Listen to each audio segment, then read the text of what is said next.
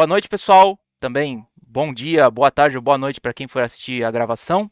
Sou eu aqui, o Ancapep, mais uma vez fazendo as honras do Shopcast 19. E mais uma vez aqui temos mais um Shopcast com participação especial. Hoje recebemos aqui o Hugo inteiro do Bloco Podcast, se não me engano, certo? Canal Cripto TV. Sim, ó. E Hugo, primeiramente, como eu já disse, muito obrigado por ter aceitado o convite, por participar desse episódio com a gente. E pro pessoal, pra minha audiência, parte da minha audiência, da minha pequena audiência que não conhecer seu trabalho, se quiser fazer uma apresentação, pode ficar à vontade. Claro. Bom, sou o Quinteiro. Tô conheci Bitcoin em 2017. Desde então, venho pessoalmente estudando mais ou menos sobre o tema de criptomoedas, de um mercado alternativo ao mercado tradicional, às moedas fiduciárias. Venho de pais que tinham a filatelia como profissão. Com isso, eu me interessava também desde pequeno mais pela numismática, ou seja, mais pela moeda, pelas cédulas, pelo aquele papel colorido, e estudar um pouco mais isso. É uma parte que eu sempre tive um certo gosto de entender sobre dinheiro, entender sobre as relações humanas de negociação. Aqui, vira e mexe, eu vou em ruínas romanas, em locais para ver onde tem as moedas e né, os denários, os áureos. Já vi pessoalmente, assim, né, muitos tesouros por aqui. Então, é algo sempre que me trouxe um fascínio, né? E isso ir para o mundo digital foi sempre algo que trouxe uma certa motivação de estudar sobre e de ver uma outra maneira de pensar e agir e essas relações.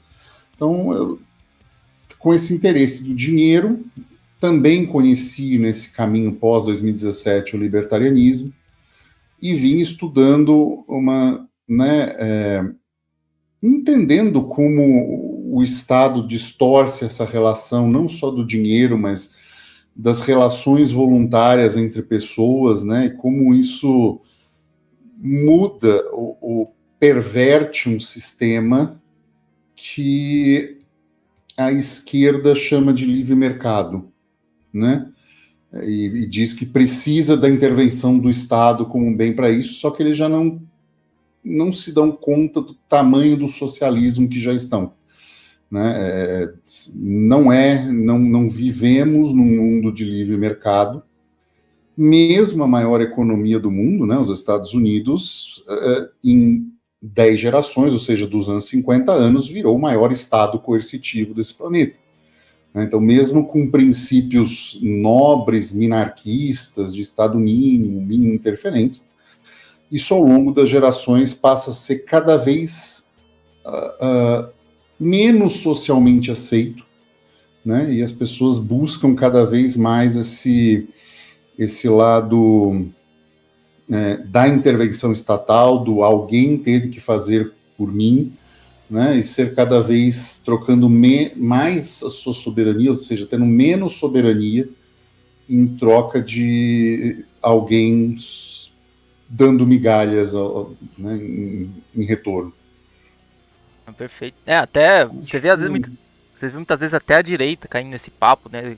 Tratar, por exemplo, os Estados Unidos como o ultracapitalismo. Olha só, se alguma coisa dá certo, viu só como o livre mercado funciona. E acaba se cavando a própria cova, né? Então... Eu brinco que só tem uma coisa pior que a direita, que é a esquerda. Mas, assim, fazem parte do mesmo sistema, né? Eles jogam o mesmo sistema, eles jogam as mesmas regras, eles não construíram, como o Olavo disse, o próprio sistema, né? Eles não compactuam, eles compactuam entre si, né? A direita acha que se eleger presidente sequencialmente da ideologia política deles, a coisa vai mudar. E a esquerda já está já é o próprio sistema. Todo o Estado tende ao socialismo. Então, eu brinco que eu falo, é socialismo de direita e de esquerda. Os dois vão levar ao mesmo lugar, né? As maiores ferramentas totalitárias construídas no Brasil nos últimos tempos, em termos financeiros, que foi o PIX e o projeto do Drex, foi de governo dito de direita. Né? Assim, foi implantado em governo dito de direita. Ah, mas as intenções são outras. Tá, mas, meu amigo, você não está fazendo um plano de ditadura que vai governar ad eterno. Você tem que antever que pessoas vão tomar isso e utilizar o sistema para o mal. Pois é, a gente tem esse caso bizarro do conservadorismo que não tem a menor noção de consequência de longo prazo, né?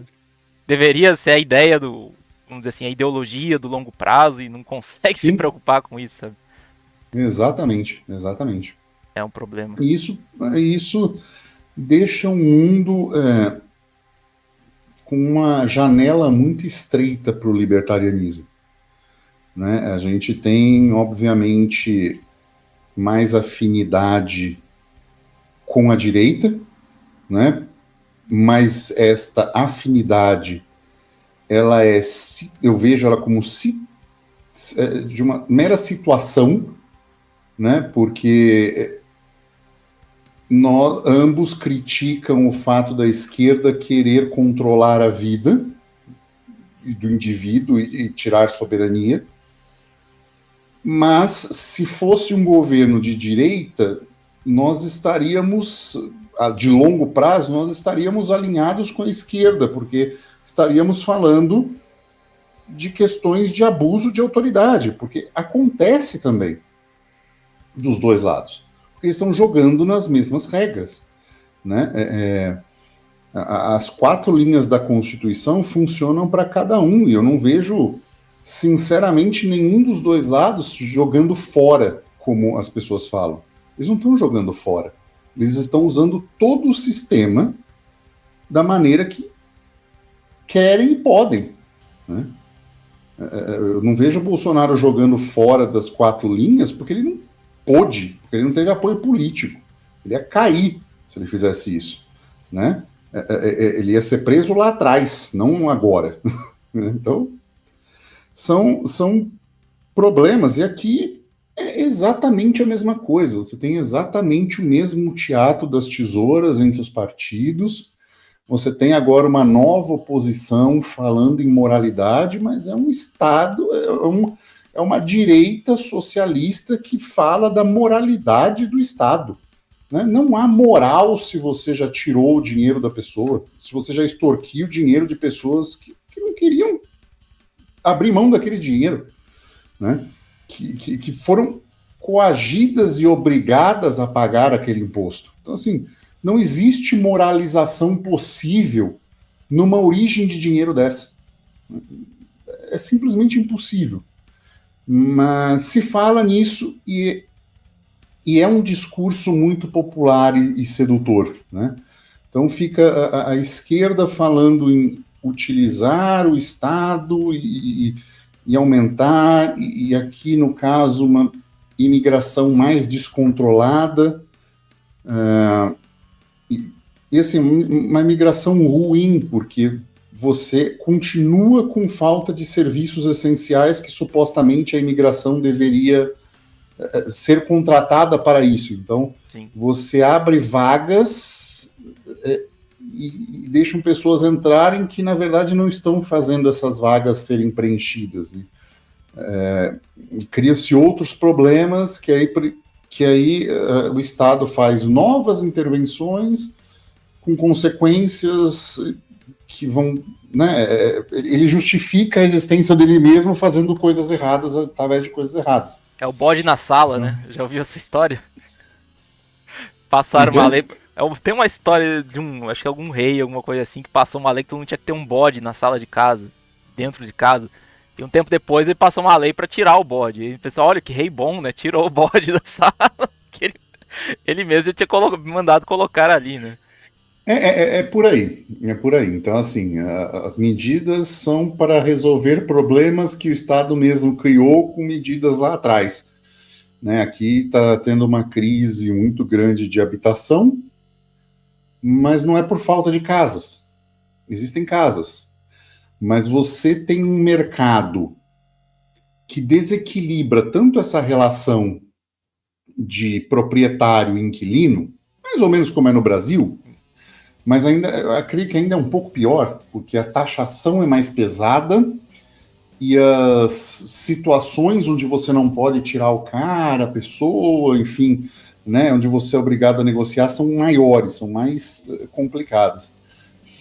Que você cria pessoas simplesmente com casas falando assim, não vou reformar essa casa, não vou botar para alugar, não vou fazer nada. E você tem uma grande quantidade de casas abandonadas e uma grande escassez de aluguel. Então você vê, o cara não quer reformar a casa dele e alugar por 1.200, 1.000 euros, porque esse dinheiro não paga a dor de cabeça. Perfeito. Mas então, falando aqui sobre aparências, talvez, né? Talvez tenha a ver com o mesmo tema de aparências. A minha principal motivação para fazer esse episódio, chamar você, procurei alguém que tivesse mais conhecimento da área, mais vivência na área. O que eu posso dizer? Eu tomei um pouco de conhecimento, assim, adentrei nesse mundo de Bitcoin, cripto de uma maneira geral, acho que posso dizer 2017, final de 2016 talvez. Então já relativamente tarde, assim, né? Coloquei 50 pila lá naquela alta gigantesca lá, se tivesse colocado mais tava bem hoje. Mas... E fui tentando me educar com o tempo, né? E tem um evento que ficou muito marcado na minha mente, enquanto eu estava estudando em São Paulo ainda, fui na primeira conferência ANCAP, né? Acho que foi a única que teve, em 2018 lá em São Paulo. E ali teve a palestra de não sei, um educador, bitcoiner, um influenciador, seja o que for. E ali, toda aquela discussão, e tal moeda, e essa outra aqui. E o cara falou, não, eu li o white paper da Lightning Network e ela resolve todos os problemas do Bitcoin. Eu olhei para aquilo ali, tem uma coisa esquisita aqui, né? Ali, não tô dizendo que ali eu já saquei tudo, mas comecei a perceber que tinha alguma coisa meio errada com o movimento, vamos dizer assim, com a comunidade Bitcoin, né? Essa visão assim de que tá tudo certo já ganhou e tudo mais. E com o tempo você foi vendo esse processo ficando um pouco mais explícito, né? Primeiramente com uma espécie de gaslighting generalizado que foi o abandono da ideia de meio de troca, né? Você podia esfregar o white paper do Satoshi lá na cara da pessoa com peer-to-peer electronic cash e a pessoa ia jurar de pé junto que aquilo ali nunca foi a intenção, né? Sim. Não, é reserva de valor, meio de troca não importa, ou vai ser layer 2 ou alguma coisa assim. Digamos, o pessoal simplesmente mudou de narrativa e a coisa foi ficando pior agora, quando você vê com Michael Saylor, né? Ficar sendo líder de torcida de governo e de grande capital, comprando pra caramba ali, acumulando pra guardar e pra mais nada. Até teve um caso esquisito até que durante quando começou aquela onda dos NFTs, não quando começou, né? NFTs existia há muito mais tempo, né? A ideia de você, por exemplo, ter um item compartilhado de um jogo, uma coisa assim. Mas começou essa onda de foto de macaco, né? E aí o pessoal falando, olha só como esse negócio de NFT é uma porcaria, né? É a Agenda 2030, alguma coisa assim. Acho que um ano depois começou a ter NFT na Bitcoin. Por causa dos ordinals e uma coisa assim. E todo mundo, não, agora NFT é legal. Você fica como que a comunidade ficou meio esquizofrênica. E eu fico me perguntando, tipo, quando que na sua vivência, assim, eu acredito que você perceba esse mesmo movimento, né? Quando que começou isso aí?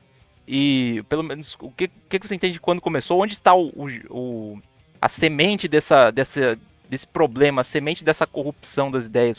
Foram talvez as Block Wars, quando mandaram o pessoal da Bitcoin Cash embora, alguma coisa assim, ou foi outra coisa? Como você acompanhou essa evolução? Cara, olha, pois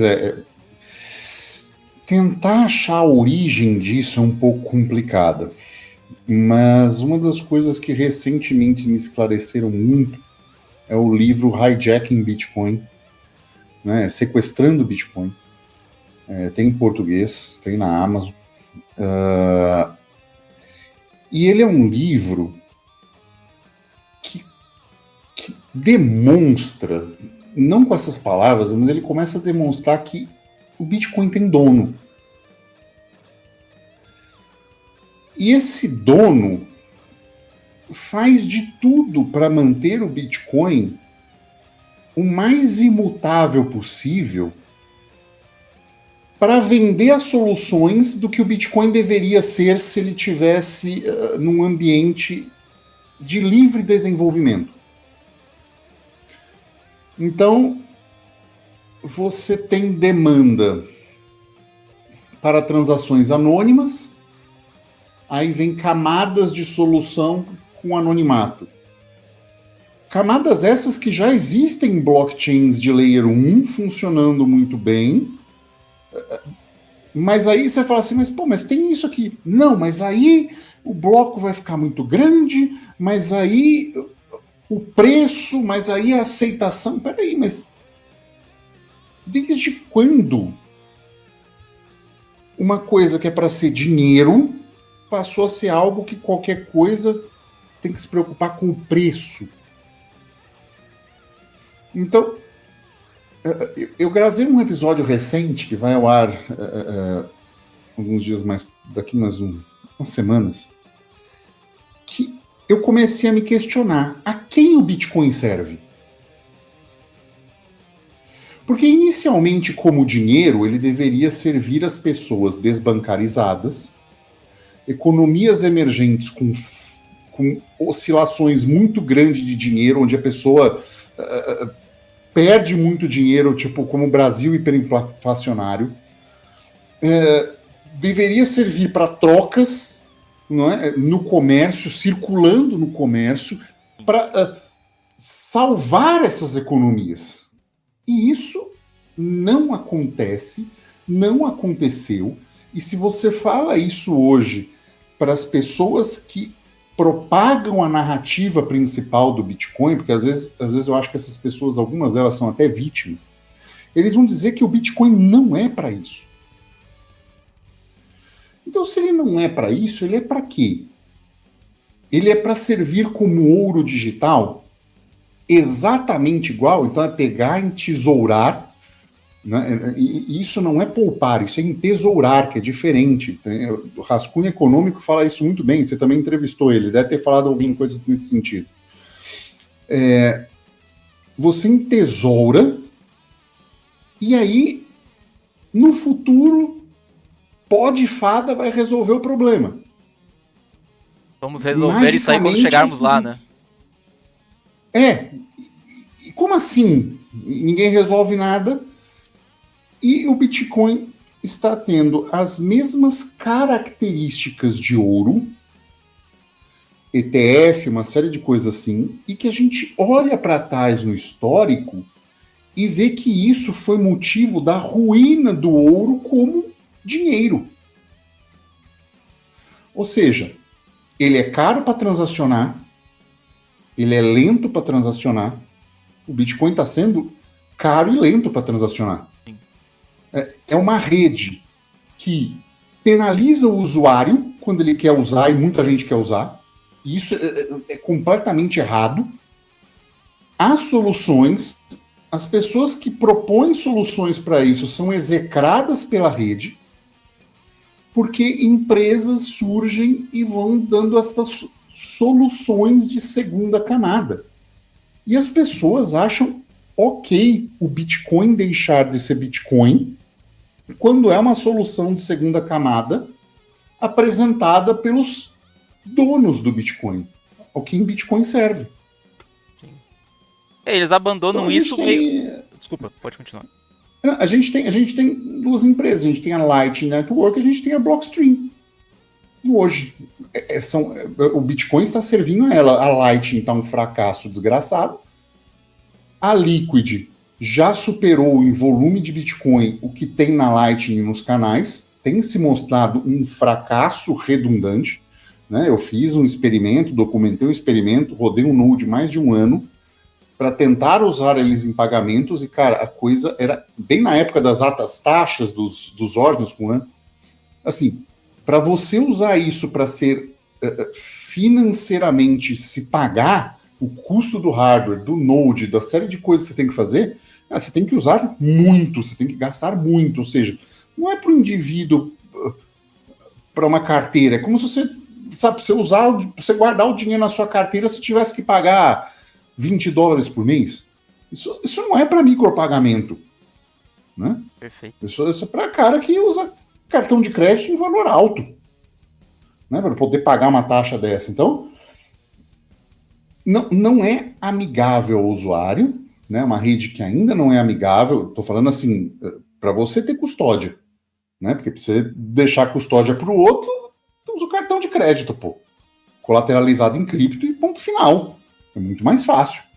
Né? Então, assim, para você ter para você é um gasto alto. Então, né, concluir que não vale a pena muito nesse cenário, a não ser que é complicado. Às vezes o cara tá lá para fazer um rendimento, um force close, um canal, um computador que queima, e você jogou fora, porque o seu canal é obrigado a fechar, você jogou fora 1 ano de rentabilidade, porque você tem que fechar os canais e abrir de novo, dependendo do momento da rede. Então, não vejo viabilidade para uso em massa.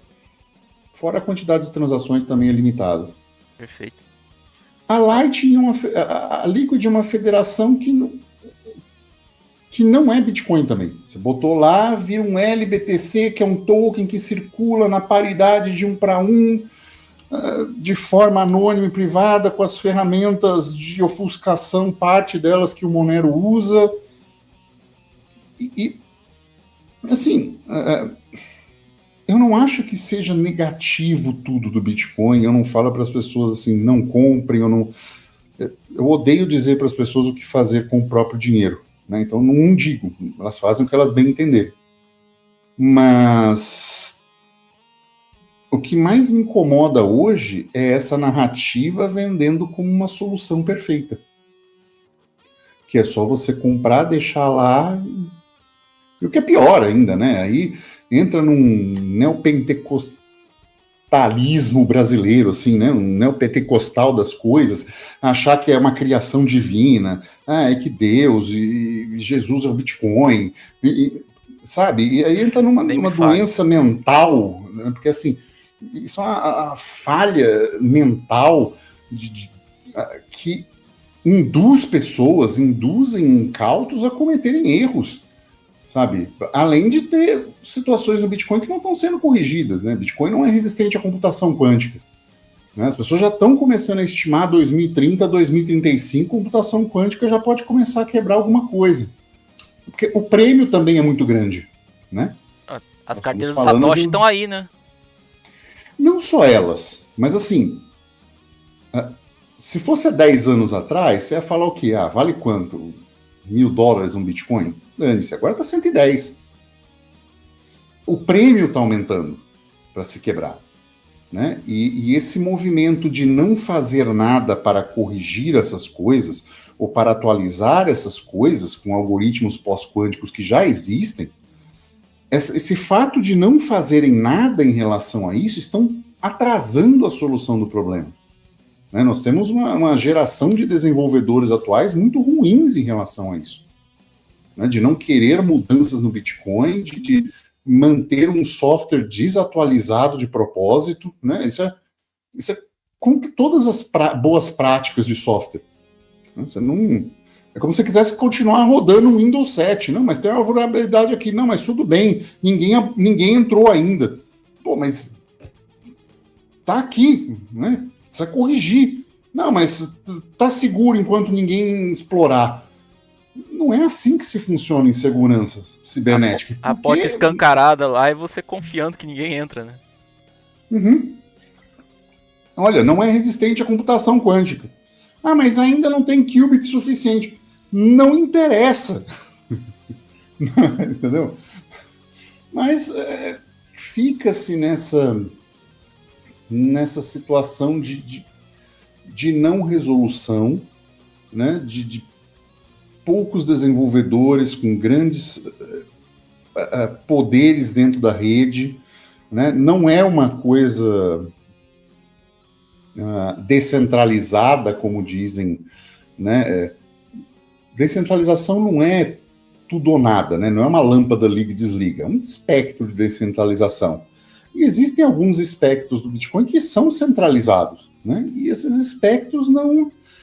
Parte deles não são resolvidos, não são sequer apontados caminhos, e pelo contrário, são mantidos dessa forma centralizada, com poder na rede. Ou seja, independentemente do preço, mas a gente tem 3 desenvolvedores principais discutindo publicamente sobre uma questão, e fica todo mundo ali acompanhando, tipo, pô, e aí, o que vai acontecer? Mas eles têm o poder, né? Perfeito. Então, as mudanças vão vir dali, e aí a comunidade vai ou não validar, formando times e se matando nos comentários. Isso não é descentralização. É uma coisa que talvez seja um pouco até consequência da adoção, né, da popularização, que você acaba tendo muita gente ali que não entende bem de software, né? E eu vejo muita gente falando sobre desenvolvimento distribuído, mas eu penso, cara, não existe desenvolvimento distribuído. Se você sabe como é que funciona um GitHub, você sabe que tem um mantenedor que ele aprova ou não aprova o patch, né? Não existe essa de... Não tem uma mente coletiva construindo aquela coisa ali. E às vezes o pessoal fica com essa... Pega, sei lá, a narrativa, pega a vibe do Bitcoin e acha que aquilo ali não tá se formando de maneira orgânica, né? Existem E outra dois... coisa, tem um ponto interessante que você falou, deixa eu só te cortar. O que é adoção? É. Porque, assim, isso está mudando. A adoção de um dinheiro, a priori, um dinheiro sem terceiro de confiança, adoção é mais pessoas baixando a carteira, usando e guardando. Não tem mais pessoas usando e guardando, usando como dinheiro, passando de lá para cá. Não tem mais pessoas transacionando.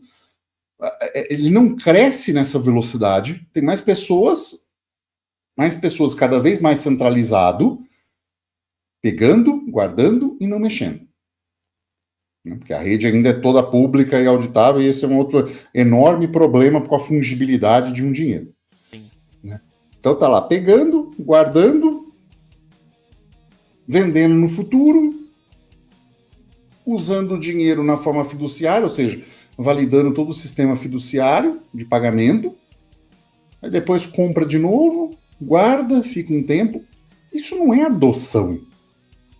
Aí vem o cara, não, porque o ETF aumenta a adoção. Não. De dinheiro, não. É. Aumenta de commodity, então virou uma commodity, tipo ouro. Aí você pode falar em aumento de adoção, que é institucional comprar, empresa de tesouraria, né? Enfim, que para mim é o maior scam que tem, né? Que uma empresa listada na bolsa tem que... Qual é o produto que ela vende, né? O produto que ela vende é: eu compro Bitcoin e guardo, e vocês compram a minha ação. Vou comprar mais Bitcoin. Vira uma coisa sem propósito, né? Exato, não tem propósito senão o especulativo. Sim. Então são empresas de especulação para oscilarem e ter uma volatilidade maior do que o próprio ativo que ele compra. Como uma mineradora de ouro, que ela está exposta ao preço do ouro, mas a volatilidade dela é maior do que o ouro. Né? Ainda tem o custo de operação, que é muito menor, porque para você escavar ouro você tem que ter equipamento, tem que ter uma série de coisas assim, que aumentam o seu balanço. No Bitcoin não, é uma hardware wallet, está aqui a minha carteira, guardei, ponto final. Então, ou seja, ela está mais exposta ainda à volatilidade sem ter ativos no patrimônio dela que justifiquem um negócio. Né? Perfeito. Então, E você vê assim, eu fico pensando em dois casos. Primeiro, quando eu falo em adoção, é mais, digamos assim, gente entrando nesse universo, né? Nem que seja um influencer. Sim. Assim, vai entrando gente que não Sim, sabe. mas é essa adoção que está acontecendo. É. Que não é a adoção do dinheiro. Perfeito. Por sua vez, logo, o Bitcoin, por mais que seja criado como dinheiro, está se comportando como não dinheiro. É só para deixar claro, porque Sim. Isso muda completamente a maneira de analisar e avaliar a coisa. Né? Ele não é um dinheiro melhor. Logo. Ele é um ativo de especulação com grande possibilidade de valorização futura, que está cada vez esse futuro precisando ser maior e cada vez a volatilidade menor, né? Que nós estamos num bull market que não deu 2x do bull market anterior, do topo anterior até o momento, e do momento mais baixo até agora, no mais alto, deu 8x, que é muito pouco comparado aos 20 do ciclo anterior, sendo que houve toda justamente essa adoção de institucionais, de ETFs. A Coinbase tem 2 milhões de bitcoins de custódia. Você teve a o promessa... preço não foi para a lua, né? Sim. Aquele outro bull market, ele criou essa expectativa, motivou essa promessa, né, de uma forma de enriquecimento, e não está acontecendo mais. E a tendência é que não aconteça, porque, vamos dizer assim, a inércia do market cap aumenta, né? Você fazer aumentar 10% hoje é muito mais grana do que 5 anos atrás. Exatamente, estavam falando recentemente que parece que vai, ou já aprovaram que uma série de fundos de pensão de, acho que 10 trilhões de dólares sob custódia poderão comprar ETFs de Bitcoin. Ou ter Bitcoin, uma coisa assim. Agora vai subir. Não. Olhem como são os fundos de investimento e como eles participam. Eles estão fazendo alocações equivalentes ao ouro, de 1 a 3%. Isso vai dar 300 bilhões de dólares, 400 bilhões de dólares. Isso aí não vai mexer 10% no preço do Bitcoin. Uma coisa e aquilo, né? Uma coisa é o cara comprar a preço de mercado e isso efetivamente subir o preço. Né? Não é só porque comprou que imediatamente o preço subiu. Sim. Não, você tem uma série de fatores, né? Você liquida alavancados, você faz um monte de AUE que às vezes o preço sequer sobe. Até pensou... Você vai lá, compra 50 mil Bitcoin, nada mexe. Tava pensando aqui um pouco para falar sobre a questão do o que acontece nos bastidores, né?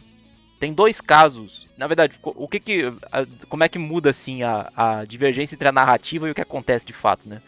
Umas duas vezes já colegas me mandaram um trecho daquele livro, acho que é o Bitcoin Red Pill, né?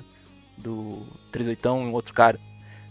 Forçando aquela narrativa de, por exemplo, não, antigamente as altcoins, vamos dizer assim, né? Elas tinham um propósito de existir porque elas eram sidechains, eram testnets e ali foi desenvolvida alguma coisa e foi incorporada na Bitcoin e hoje não precisa mais.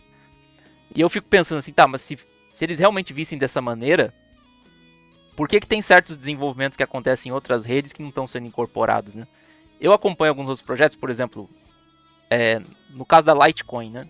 Que é um fork, muita coisa lá foi desenvolvida lá primeiro, né? SegWit, a própria Lightning começou lá, se não me engano, Taproot também. E uns anos atrás, o Charlie Lee, ele teve essa iniciativa, por exemplo, o que está faltando na Litecoin? Fungibilidade, que você comentou também. Nós precisamos de transações privadas.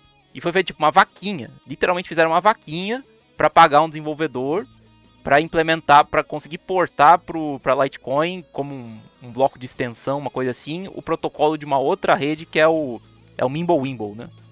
Que ele é um método de ofuscação no protocolo, né? Não é um CoinJoin, um serviço de terceiro, uma coisa assim.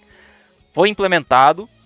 Primeiro era só para full nodes, mas depois agora tem suporte até em Light Clients, né, em Light Wallets, tanto que a Cake Wallet, que ela é uma carteira bem utilizada para Monero, ela tem suporte ao Mimblewimble também, para Litecoin. E eu fico pensando assim, a base de código da Litecoin e da Bitcoin é muito parecida, né? Tanto que foi um fork, muita coisa que é implementada em um vai para outro. Como é que passaram, sei lá, 3, 4 anos e ninguém ainda olhou para isso? Desenvolvedores, tá pronto aqui, ó. Coloca no Bitcoin. Ninguém falou isso, ninguém falou nada. Não tem nada.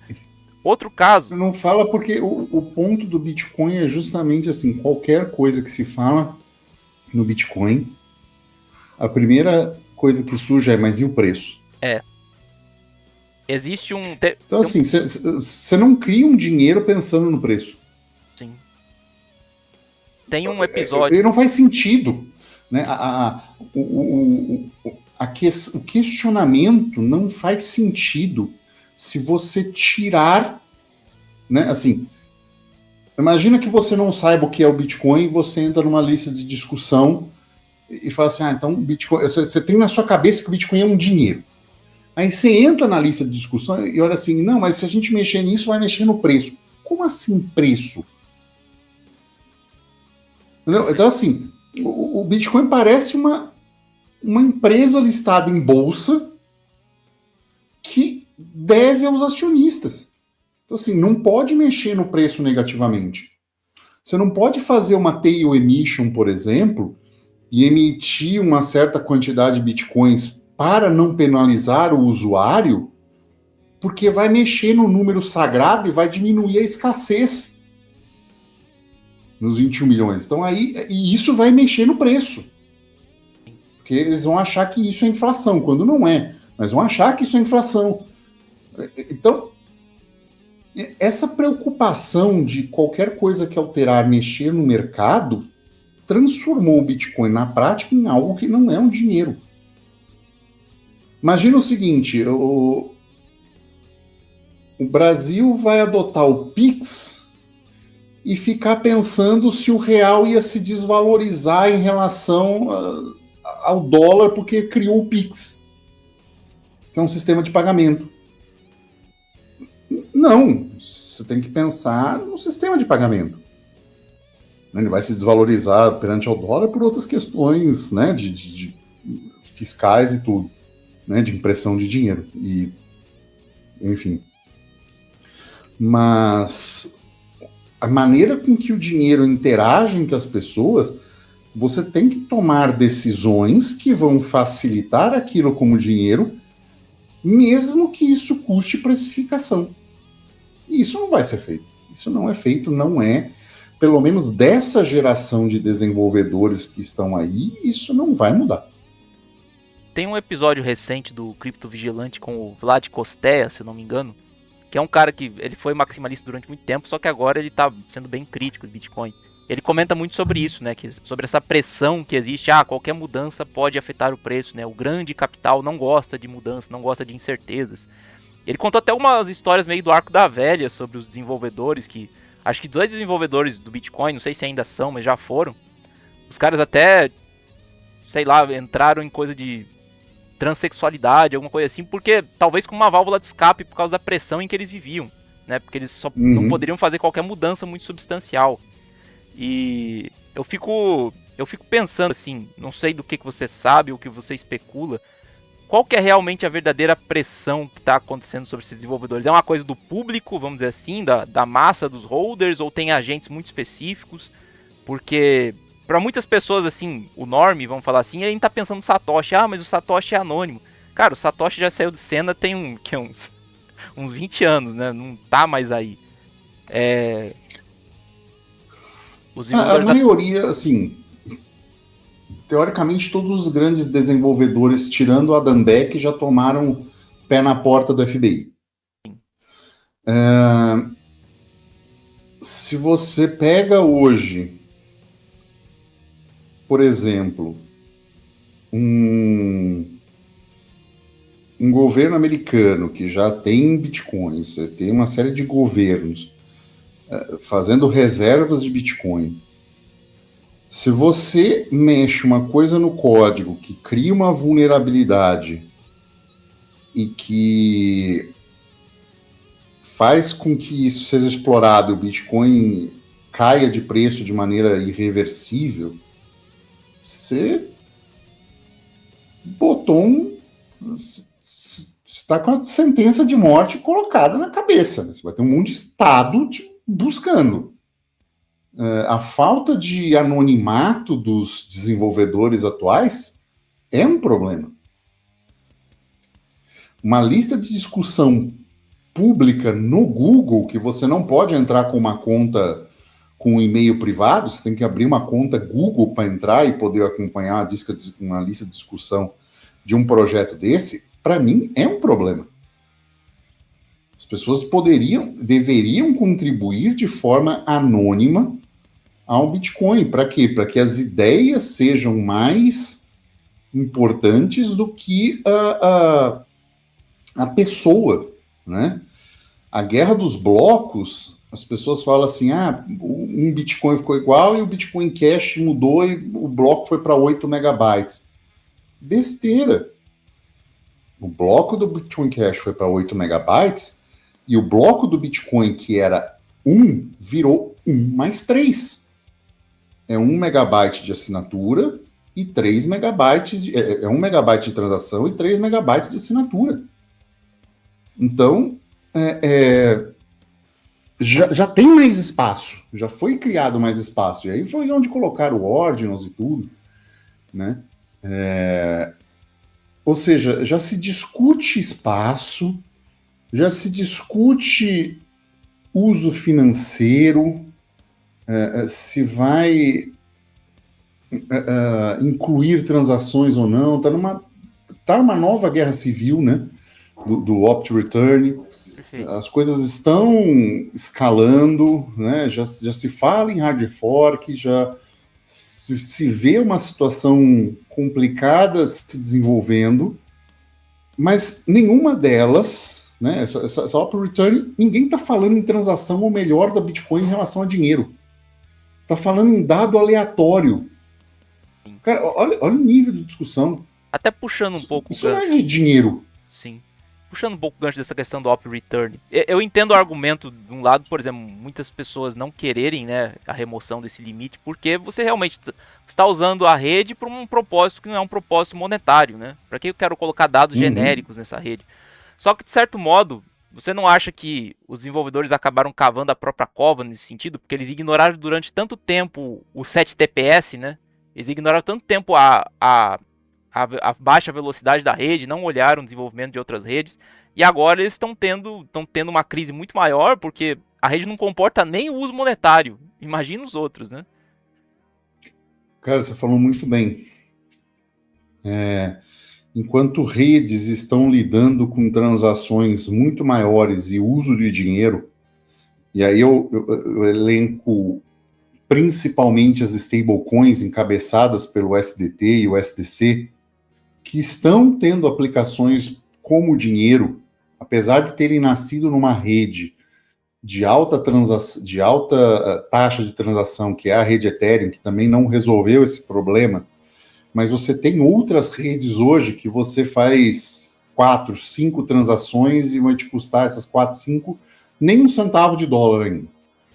Então, esse apelo de uso e da stablecoin, eu acho que foi a grande invenção do mundo cripto para substituir o dinheiro de países emergentes. Então, sabe, assim, você hoje já pode viver com a sua reserva de emergência no Brasil em USDT, pagar as suas contas com esse USDT e estar livre das oscilações do real na maior parte dos casos. Você vai ganhar mais do que perder estando em um USDT do que real. Você vai, alguns momentos pontuais, óbvio que real deu uma valorizada, enfim, mas se você pegar ao longo do ano, ao longo de um prazo um pouco maior, você vai ver que você ganha poder de compra estando numa stablecoin, por exemplo. Claro, com seus riscos, com empresa centralizada, com bloqueio de contas, com uma série de coisas ainda do mundo fiduciário, mas com um grau de liberdade financeira muito maior do que usar os métodos estatais, né? Então eu vejo essa alternativa, assim, o SDT, inclusive está na rede Liquid, está indo para a rede Lightning, né? Então ele é tão bom que até mesmo o Bitcoin está se rendendo por um lado, sabe? É o Bitcoin se rendendo para ter usabilidade. Sim. E o problema é que ele meio que se rende tardiamente, né? Existe um pouco essa Muito narrativa tarde. do first mover, né? Por exemplo, mas é o primeiro, então não tem como perder. Pô, a gente tá usando MySpace hoje em dia. Até o MySpace, o Facebook foi pro buraco. O pessoal ainda tá com essa narrativa Sim. do first mover. Você comentou do caso da rede de Ethereum, que é um projeto que eu gosto de acompanhar bastante as reuniões, eles publicam tudo. E uma discussão que está acontecendo bastante hoje é o tal do. Eu conheci por lá para ver como é que é a ideia das ZK Proofs, né? ZK Rollups. É basicamente você ter provas de que um processamento aconteceu, de que uma transação aconteceu, sem revelar o conteúdo dela, né? É um artifício matemático para Uhum. você. Uma prova. É zero knowledge, é o ZK, né? E depois, assim, pesquisando mais, eu fui saber que, na verdade, o Ralph Finney, ele estava falando em ZK em 2010. Existe palestra de 2013 do pessoal falando sobre colocar ZK Proofs, usar ZK Proofs na Bitcoin, por escalabilidade e tudo mais. A própria Zcash, ela usa o Snark, que é um tipo de ZK também. A Bulletproof da Monero, eu entendo que é um tipo de Uhum. ZK também. Eu fico pensando, existe toda já um desenvolvimento, toda uma bibliografia de ZK Proofs. E o Bitcoin está engatinhando, tem o Robin Linus lá propondo a BitVM, e ele já está no quarto white paper e ninguém dá a mínima, entendeu? A coisa não avança. E o pessoal simplesmente está com aquela confiança de que, quando chegar lá a gente resolve, o pó de fada resolve, que não se falou.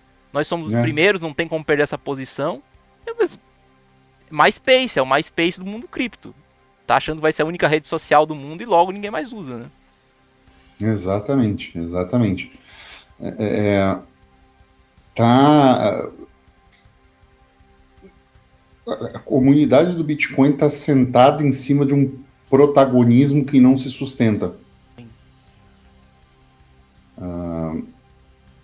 As soluções de privacidade já existem melhores.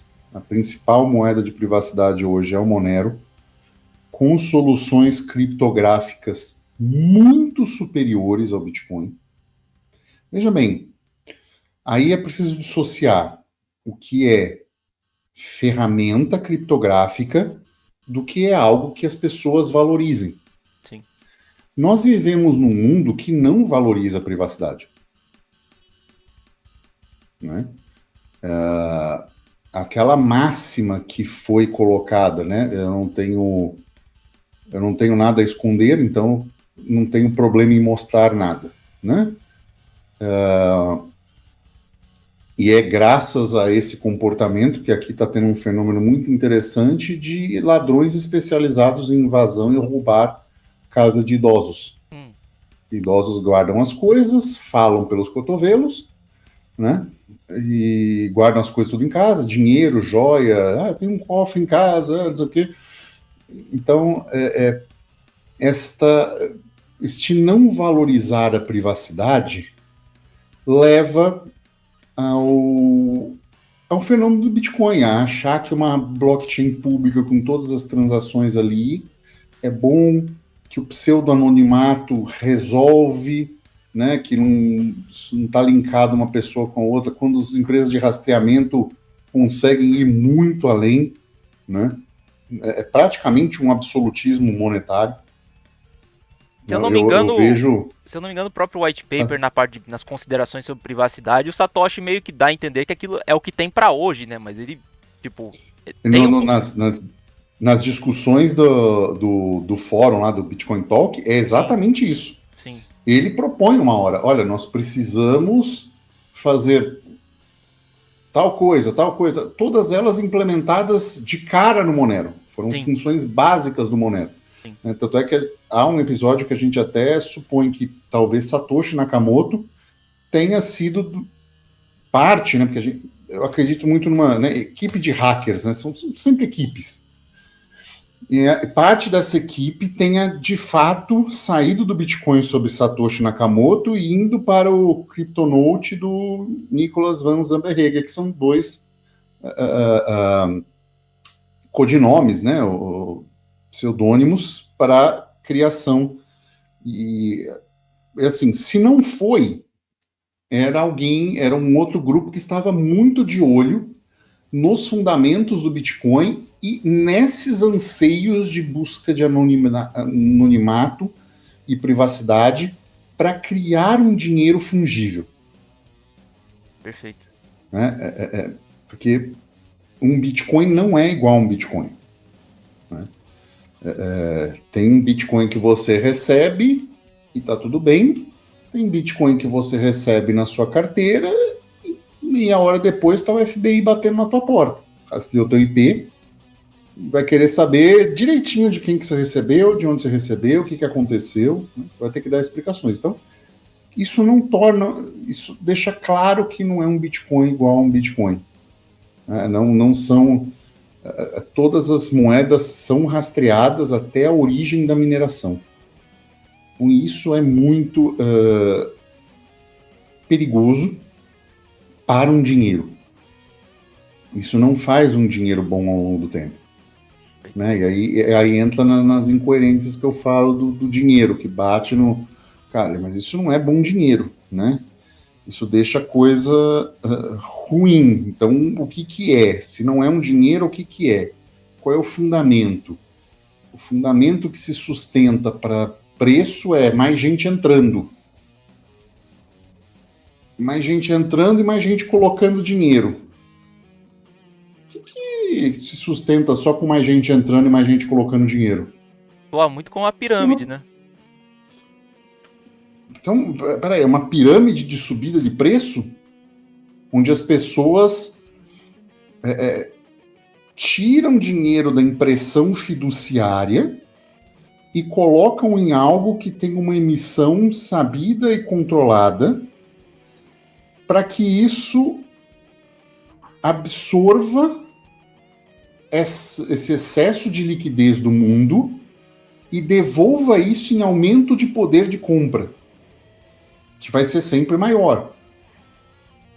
Ou seja, vai chegar um momento que as pessoas vão deixar de produzir ou deixar de consumir só para aumentar a quantidade de Bitcoin, porque aquilo é sabidamente algo que vai aumentar de preço se todo mundo fizer isso. E aí você não tem economia. Sim. O Rascunhos comentou sobre isso também, acho que o primeiro vídeo dele, né? Falando Sim. sobre o mal da deflação, né? A deflação ela tem seus males também, né? Sim. Ainda mais nesse tipo e nessa maneira de pensar. E isso é muito ruim, principalmente para o mundo que nós estamos, né? Num mundo baseado em dívidas, num mundo onde o capital que você pega barato investe em situações, né? A gente tem empresas que dão anos de prejuízo para tomar um nicho de mercado e a partir daí gerar lucro, né? Um investimento de mais longo prazo. Algo que o padrão ouro dificilmente aguentaria ou sustentaria. Mas isso, por um lado, permitiu que a gente inovasse em tecnologias que demoram mais tempo, de fato. Né? Claro, gera um empobrecimento geral da população, das pessoas que estão fora dessa inovação, dessa busca por inovação. Mas há um preço que nós estamos pagando e eu não sei se a solução vai estar nessa pseudo-moeda que a única função dela é valorizar ao longo do tempo. Se as pessoas vão se cansar disso. Eventualmente. Se cansar e perceber também, né, que aquilo ali não tá dando em nada, né? Aquela promessa ali, não só da valorização, né, mas quando você vê... Porque, enfim, se der muito errado, vai nisso. Elas vão se cansar de não ver o preço subir. Sim. Agora, se der muito certo, elas vão se cansar de consumir. Porque por que eu vou comprar uma casa agora com Bitcoin se daqui 5 anos ela vai estar valendo meio? E aí é uma renúncia do consumo. Nós vamos entrar numa espiral de não consumo. Uma renúncia Como é que você inova num cenário desse? É uma renúncia até da sua vida, né? Porque você pensa, a riqueza, acho que você pode interpretar como meios de ação, né? Você é mais rico na medida que você tem mais meios de ação para alguma coisa. Se você acumula Bitcoin... Muito bem colocado. Porque você... as pessoas acham que ser rico é ter um patrimônio parado e disponível. Sim. Aí se você não faz nada, não constrói nada... Um dia desse eu tava falando, eu falei, cara, eu gostaria que essa galera chegasse num nível de ter o dinheiro que elas queriam que ela tivesse. E aí tentar transformar esse dinheiro em conforto e luxo. Ou uma vida mais confortável. Aí elas iam penar. Aí ia ver que não é fácil contratar uma empresa para vir fazer uma reforma na tua casa. Que você comprar um terreno e construir uma casa é complicado. Eu que o digo. Que você comprar uma casa. Você comprar uma casa, achar uma pessoa que esteja disposta a vender uma casa do jeito que você quer, aí não é do jeito que você quer, você tem que reformar coisas, você tem que de fazer manutenção na sua casa, de coisas que são gastos. Né? Assim, eu considero a compra da casa fundamental, porque o lugar que você habita normalmente é algo que gera vínculos e liberdades que te dão para ter uma soberania maior.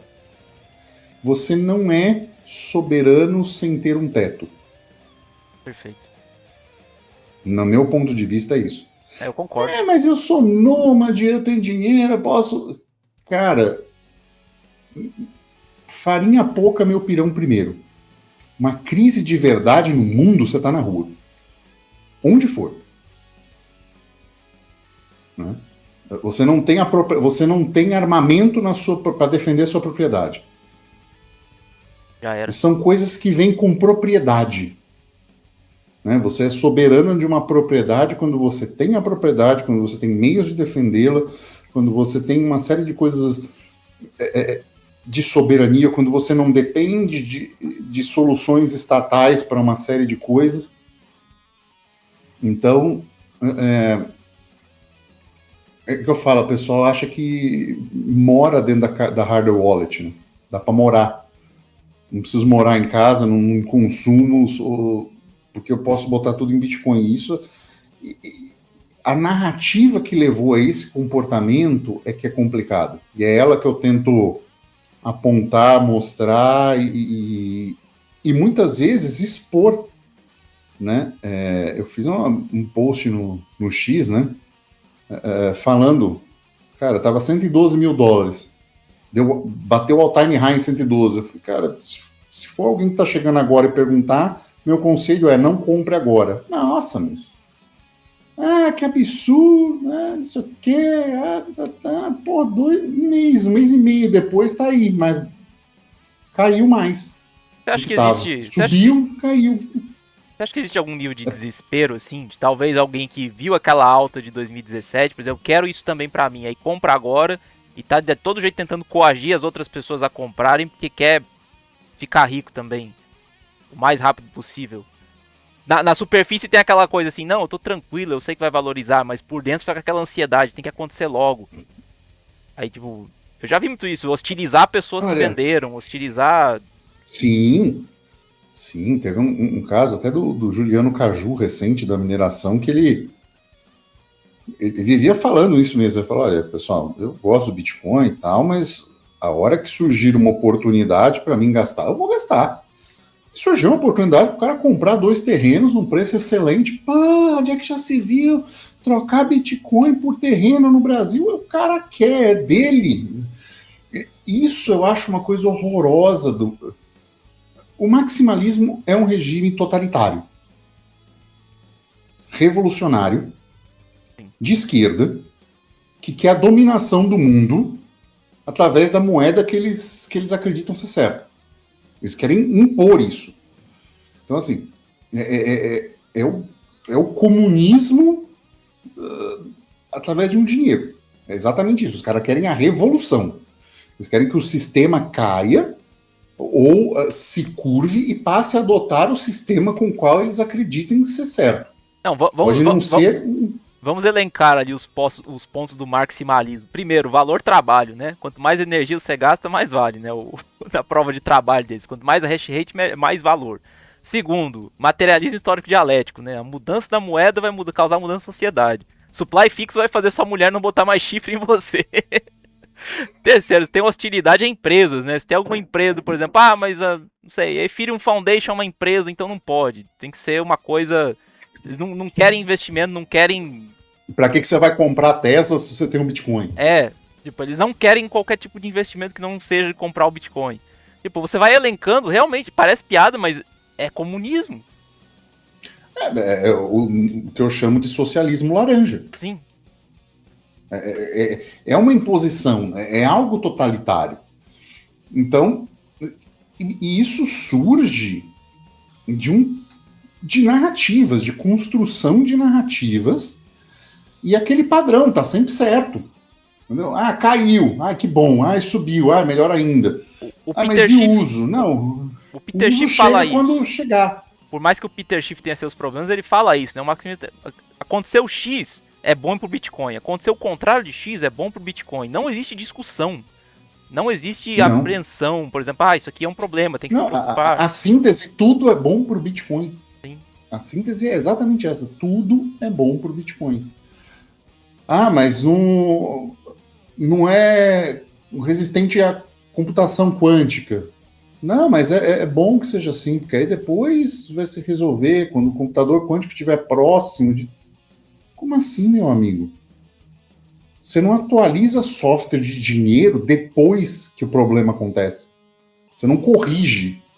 Você previne. Tem ferramenta que previne? Tem, então implementa. Pois é. Ah, mas não dá por causa disso. É porque aí tem outras indústrias bilionárias no meio, né? Que é a mineração. Que é a mineração com ASIC que causou isso, uma centralização de produção de equipamentos e uma indústria bilionária que só faz aquilo. Não que eu acho assim, a mineração por prova de trabalho tem problemas intrínsecos. Que tem coisa que não se resolveu e não vai se resolver tão cedo. Não é do Bitcoin, do Litecoin, do Monero. É o conceito de prova de trabalho. O conceito de prova de trabalho, ele obriga que os participantes se juntem em forma de pools. Que a probabilidade, quanto mais gente minerar, é muito baixa de você achar um bloco sozinho. Então você tem um descasamento de prazo, ou seja, você paga energia de forma recorrente mensal, você paga suas contas de forma recorrente mensal, e você tem um computador buscando aleatoriamente um resultado que pode vir ou não. Isso, a conta não fecha. Isso é um problema intrínseco da prova de trabalho. Então as pessoas precisam se juntar, cooperar na forma de pools, para que some esse poder computacional e tenha uma previsibilidade estatística de estabilidade de ganho para que essas coisas casem, ou seja, o seu consumo de energia, seu pagamento, suas contas sejam equiparadas ao poder de processamento. Então, isso é um problema intrínseco da prova de trabalho, não tem resolução, né? Que não seja as pessoas se juntarem, e esse juntar significa centralizar, porque a tendência é que você busque cada vez mais a pool que mais tem poder de processamento, porque ela tendo mais poder de processamento, mais blocos ela vai encontrar, mais rentabilidade ela vai gerar, de forma mais estável, não é nem maior, mas mais estável ao longo do tempo, que é justamente o que você procura. Então, esse problema intrínseco vai levar eventualmente a centralizações e a necessidade de soluções de problema. Como eles vão se dar? Cara, vai se depender e vai acontecer diferente em diferentes redes. Né? O Monero começou com uma situação de busca de mineração egoísta, né? A pool agindo de maneira egoísta, segurando blocos e soltando tudo de uma vez. O Bitcoin parece haver uma pseudo divisão de pools, mas os blocos estão sendo gerados majoritariamente todos pela antipool. Ou seja, várias pools pegam o mesmo template de bloco e simplesmente copiam. Então, na prática, o domínio de uma pool está sendo até maior em termos de geração de bloco. E a gente fica num dilema não resolvido. Mas A diferença é, para mim, é um problema e não está resolvido. Isso não significa que o problema sumiu. Sim. O maximalista acha que não, é assim mesmo, está solucionado. Já tá tudo bem. Se não tem solução, não tem problema. Não tem problema sem solução. Ora bolas. E assim, o pessoal não investiga nem assim, alguma coisa, a solução parcial, né? Tá, digamos que vão ter pools. Mas existem maneiras e maneiras de você fazer essa pool, né? Por exemplo, como é que é o. Existe você está confiando em um terceiro para fazer a redistribuição dessas recompensas, da recompensa da mineração? Ou é uma coisa. Vocês já comentaram também no podcast de vocês que tem a. No caso da mulher, tem a P2 Pool, né? Que seria uma coisa que a distribuição das recompensas não dependeriam de um agente central, né? E eu fico pensando, isso não poderia ser buscado também? Não poderia ser exigido também pela comunidade Bitcoin? Não, eu vou me conectar Na verdade, isso foi criado pro Bitcoin, né? Pro Bitcoin. O P2Pool foi criado por Bitcoin. E não foi adotado. E aí alguém olhou e falou, não, peraí, vem cá. Isso aqui é legal pro Monero. Interessante. E as pessoas não se preocupam com esses detalhes. Que é o contrário que não acontece, né? Sim. Esse é um outro ponto. Não é uma coisa que surge lá que é legal, que o pessoal do Bitcoin fala assim, vamos trazer para cá. Isso no contrário não acontece. Os caras pegam bips de Bitcoin e implementam em outras blockchains, mostram um sucesso e isso sequer volta para o Bitcoin. Perfeito. E não vai ter dev no momento que se o bicho pegar mesmo de uma hora para outra, não vai ter dev que vai saber implementar tudo isso na rede do Bitcoin rapidamente. Implementação e às vezes nem são implementações rápidas, porque elas dependem de pausa na rede, uma série de coisas assim. E todo o drama para ativação, né? Acho que eu lembro do Taproot foi um processo demorado no Bitcoin, até todos os mineradores aceitarem, né? Tem todo aquele processo de autorizarem a mudança, não é uma coisa feita a toque de caixa, né? Sim. Até você falou sobre bips, acho que tem o BIP 300, 301, que eu ouço bastante ultimamente, o Paul Stork, é difícil falar o nome dele, mas acho que é alguma coisa assim, que ele desenvolveu o conceito das drive chains, né? É um cara que critica bastante a Lightning, tanto e com razão, né? O quão convoluta ela é, o quanto que ela não escala direito. E ele está sendo ignorado há anos. Ele está com o BIP dele lá pronto, a implementação pronta, e ele está fazendo. Agora ele está pensando, está conversando com o pessoal da Litecoin. Talvez a gente implemente drive chain na Litecoin, porque ninguém quer me ouvir, sabe? Aquela máxima também que o Bitcoin atrai os melhores cérebros é muito errada. Ela está expulsando dessa maneira. E é uma expulsão proposital, é o que eu falo. Ela é assim porque o Bitcoin serve a esses interesses. A ideia é manter ele exatamente sem se mexer, com as fragilidades que ele tem para vender soluções. E como você fala, vai acabar virando ouro 2.0, né? A partir do momento que você desacopla o meio de troca da reserva de valor, o confisco tá logo ali. Exatamente. Mas pode ser confiscado, pode piorar muitas situações sem sequer mexer no protocolo. Então, um exemplo. É um absurdo, é uma fragilidade muito grande que o minerador, nesse sistema atual de pools, tenha acesso a todos os dados de uma transação para decidir se inclui ele ou não no bloco. Por que eu te explico isso? Porque nesse formato atual, nós temos grandes operações de mineração e nós temos grandes pools, espaços físicos, CNPJs, né, empresas de pools ligadas a isso, muitas delas com ação listada em bolsa. Então, assim, uma normativa de um governo americano falando assim, olha, para ser listado em bolsa agora, vocês têm que censurar transações OFAC na pool de vocês e no mineração. Pronto! Já complicou. Mas vai passar bloco que vai ter gente... Tudo bem, mas a fungibilidade já caiu substancialmente. O quanto o Bitcoin vai ter que ser menos fungível para as pessoas se tocarem e tomarem uma decisão a favor de fungibilidade. Porque não está sendo tomada uma no protocolo, no Bitcoin, no software Bitcoin. Está sendo tomada nas soluções de segunda camada das empresas XPTO que o Bitcoin serve. Perfeito. E até você comentou sobre o caso das pools, né? Vai que se tome alguma medida contra alguma pool grande, alguma localidade. As pessoas falam como se você levar equipamento, sei lá, de um país para outro fosse a coisa mais trivial do mundo, né? Ainda mais equipamento específico para isso. Exato. Tá falando no caso da Monero, Exato, por exemplo, qualquer. mineração em CPU. É uma coisa mais gerenciável, né? Flui melhor, mas você tá falando de ASICs, milhares de ASICs, não sei quanto que cabe dentro de uma CPU não, calção. né? É qualquer coisa que processa. Sim. Processador de celular, ARC, Raspberry, qualquer coisa que tem processamento é capaz de minerar Monero.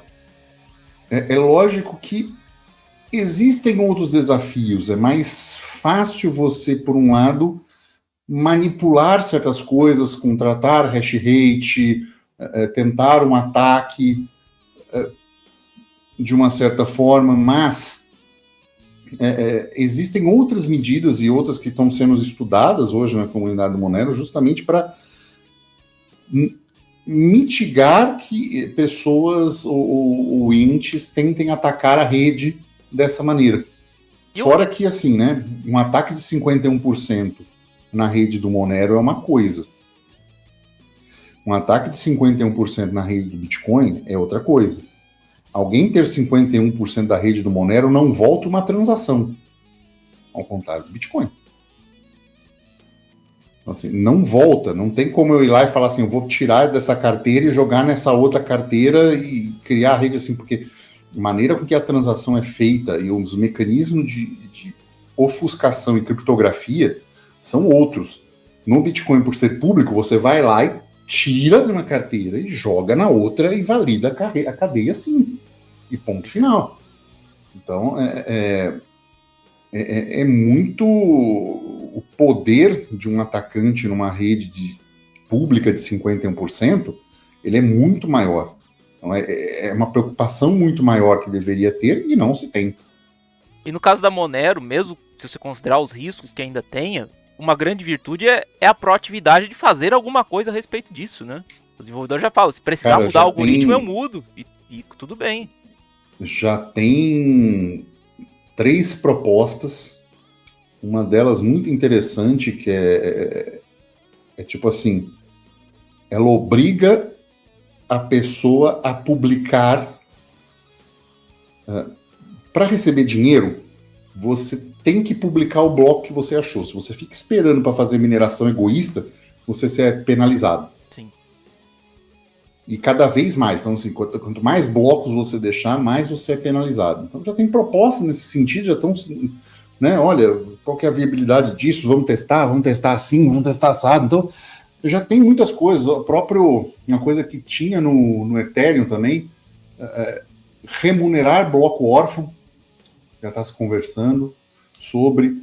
Então, assim, já tem muitas coisas andando para algo que aconteceu. 100 e poucas transações foram validadas na rede até agora.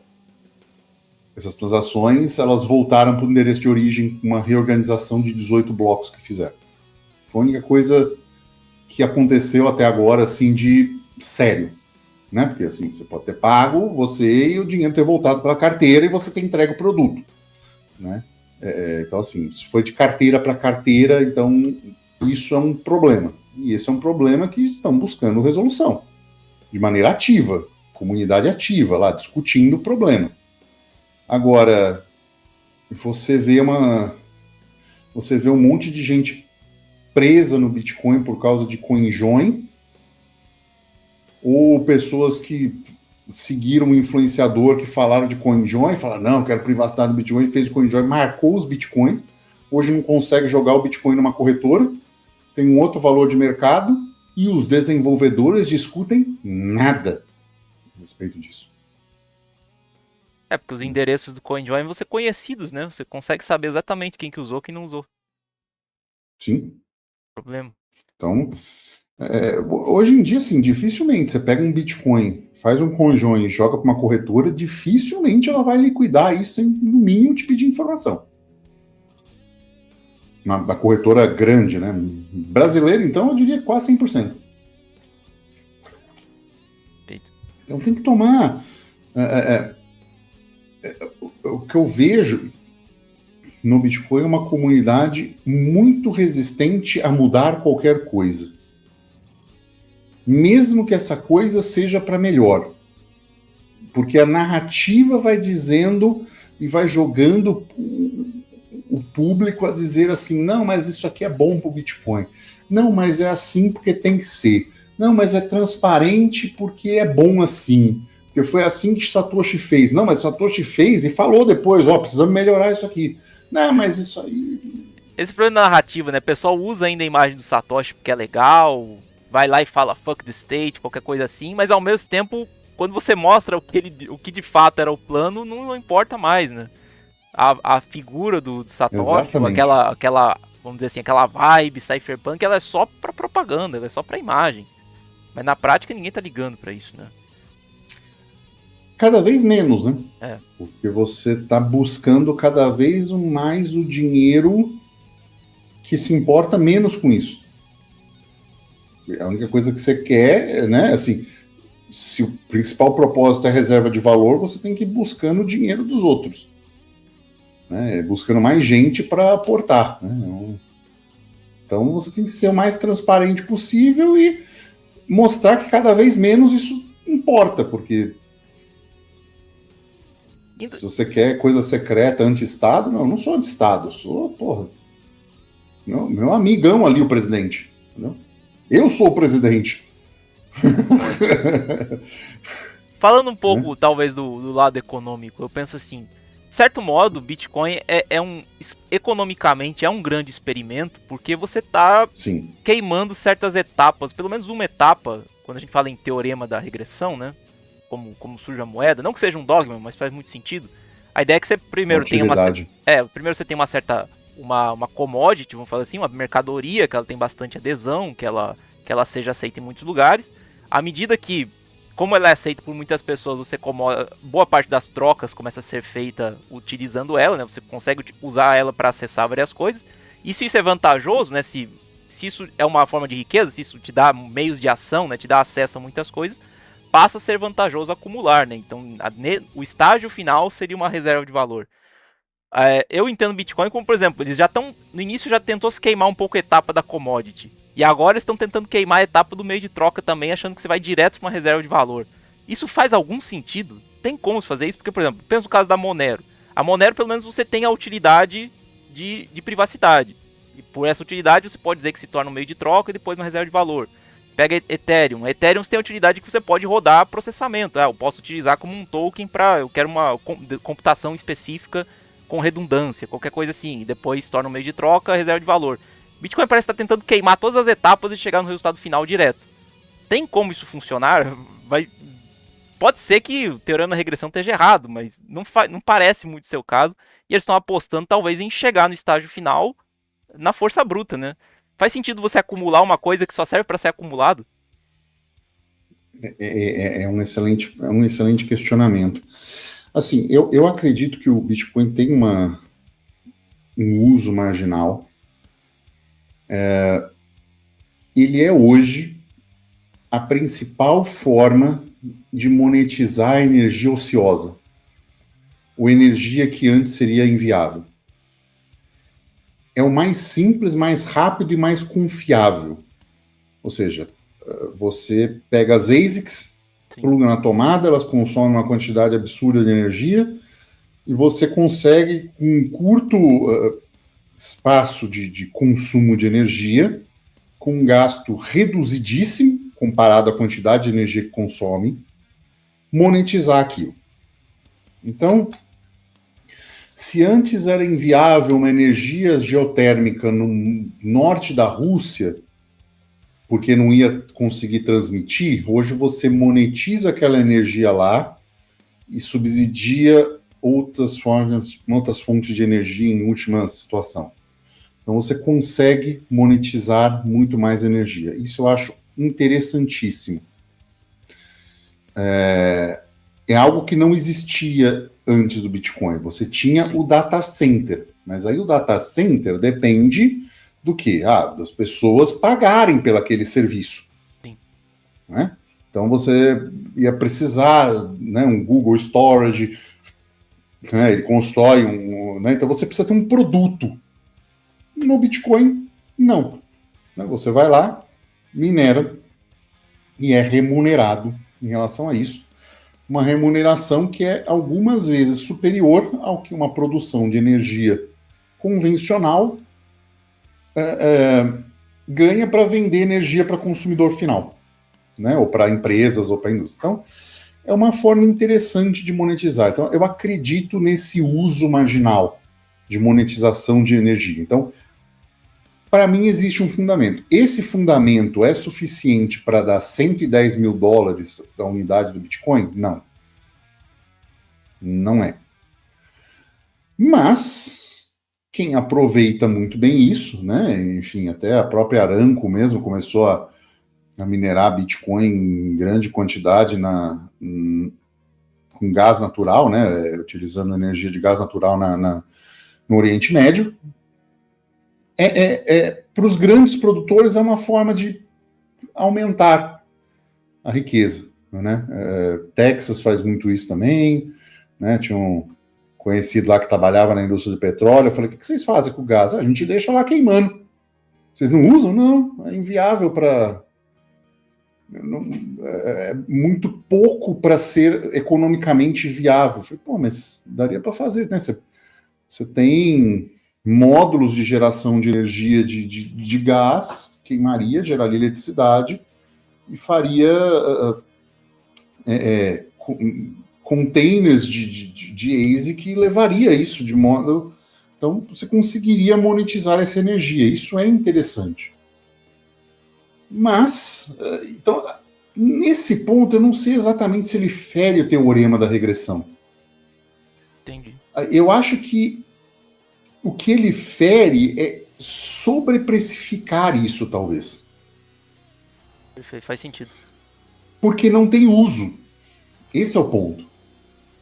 Porque se tivessem mais pessoas usando como meio de troca, faria mais sentido ter mais lugares minerando.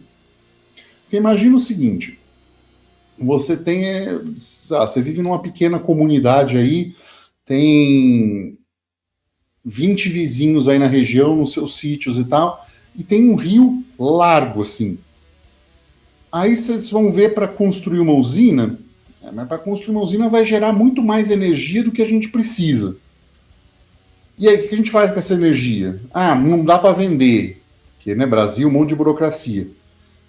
Então, o que vocês poderiam fazer? Vocês geram esse monte de energia a mais, colocam ASIC de mineração para monetizar essa energia e é dinheiro grátis, porque vocês já têm uma economia circular de Bitcoin e vocês já usam Bitcoin. Porra! Aí sim, né? Aí a coisa funcionaria melhor como dinheiro, né? E isso tem potencial realmente de ter um ganho, não esse ganho exponencial de preço, de valor, mas um ganho mais a longo prazo sustentado, que as pessoas estão utilizando como meio de troca. Né? Eu falei com o pessoal de Rolante na época, eu falo assim: é sensacional a iniciativa de vocês, mas merecia que vocês, como comunidade, com um monte de cachoeira que vocês têm aí, começar a pegar cursos d'água para gerar energia e minerar Bitcoin, para vocês utilizarem o Bitcoin que vocês mineraram. Eita. Né? Isso gera uma maior...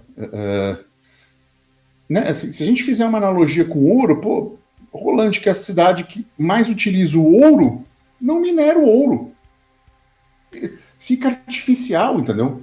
E cria uma dependência É também. contra-intuitivo. As cidades que fazem mineração de ouro no Brasil, todo mercadinho aceita ouro. Faz sentido. E por quê? Porque ali é dinheiro, o cara tá minerando lá, ele já usa o dinheiro aqui, ponto final. E as coisas precisam circular melhor assim.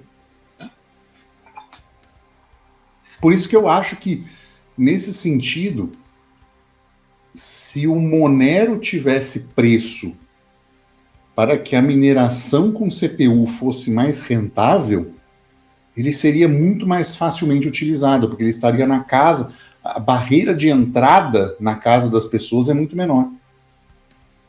Isso é um aspecto que o pessoal comenta pouco, né? Que fala, a barreira de entrada qualquer um pode participar, mas na Bitcoin, mas poxa, tem dois problemas, né? Primeiro que não é todo mundo que vai ter acesso a um ASIC em todo lugar do mundo, ou o último modelo e tudo mais. E o segundo é a economia de escala, né? Tem um problema, por exemplo, se você tem uma grande mining farm, você adicionar um módulo a mais, é um custo marginal menor do que você começar a sua, né?